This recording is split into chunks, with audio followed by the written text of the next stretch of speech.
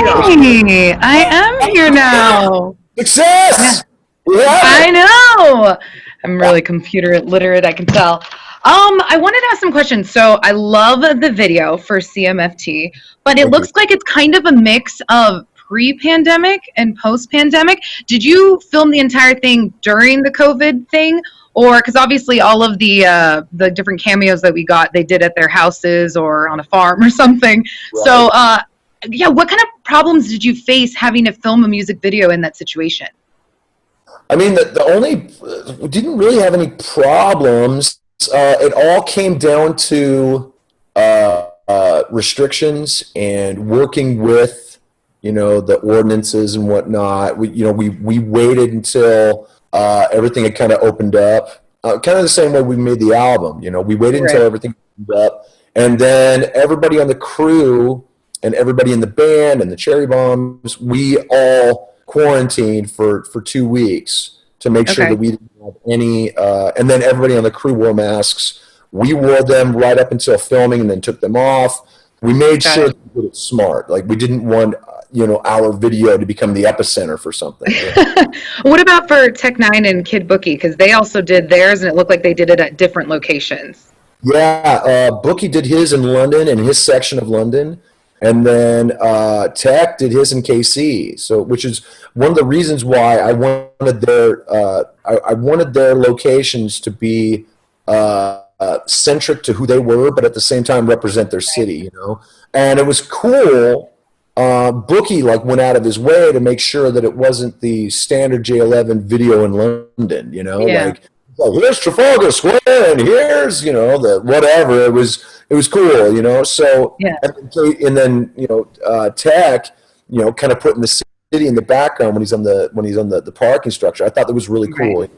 So we wanted it to be a celebration of not only who we are and where we come from, but just of really showing a different side of stuff, which is kind of what I did with our side.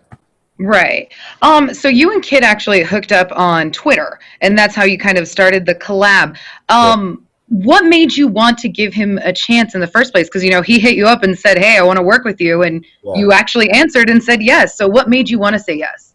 His music, actually. I checked some of it out, and I was just like, this is really, his flow is so smooth. And I love his delivery as well, because you can hear his accent in it, Which cool, because everybody who listens to it is like, wait, is he British? He's British? Yeah. That's what I did too. I was like, what? I'm gonna Google it.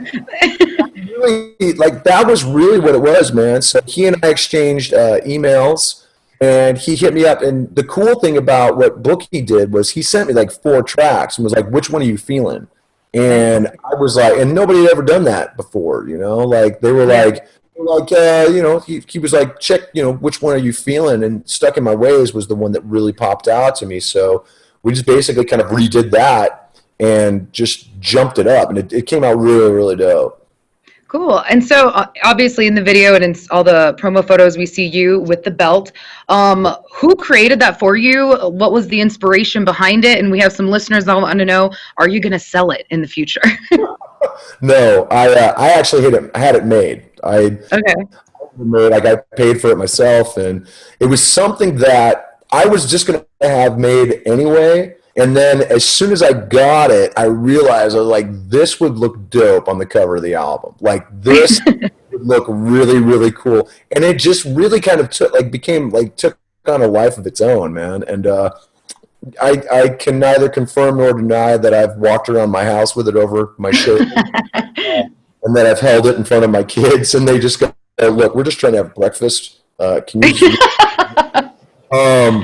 But no, I'm not going to sell it, but I'm thinking about making having some copies made of it and then signing them and then auctioning them for charity. Like they do for WWE. Yeah, exactly.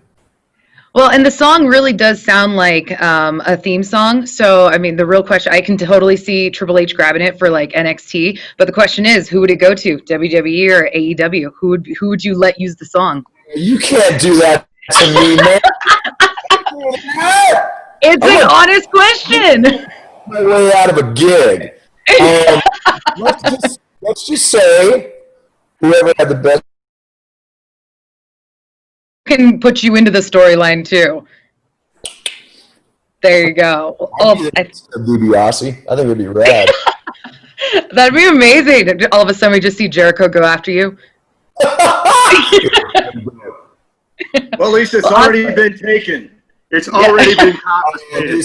You just Right there. Oh, I love it. Come and get it, Corey. You want to come and get it. Dude, what are you talking about? Awesome. Thank you so much. I really appreciate it. No worries, guys.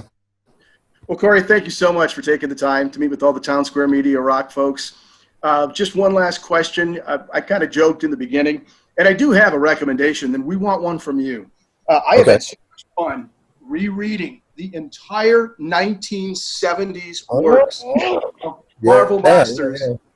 It's a beast, man. So I know I joked about it, but check that out. Every one of the complete stories from the 70s. That looks dope, actually. That new? I mean, it's just an omnibus they put out a few years ago, and when this hit, I said I need something to occupy my time, and as you can see, that's a lot of pages. Right. So what would you recommend our fine rock community discover for some indulgence and distraction?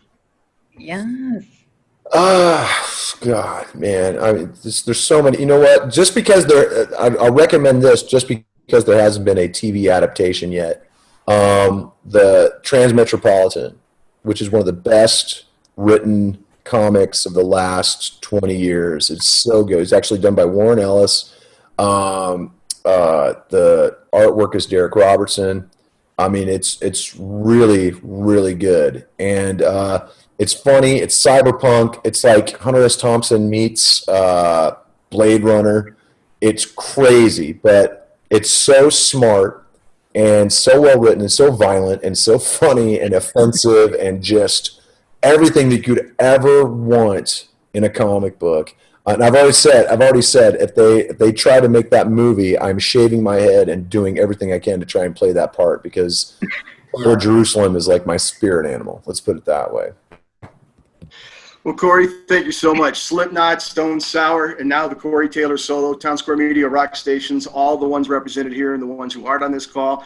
Big fans, you know that. And loudwire.com, Loudwire Nights. We're all gonna play it often. Thank you. I appreciate it.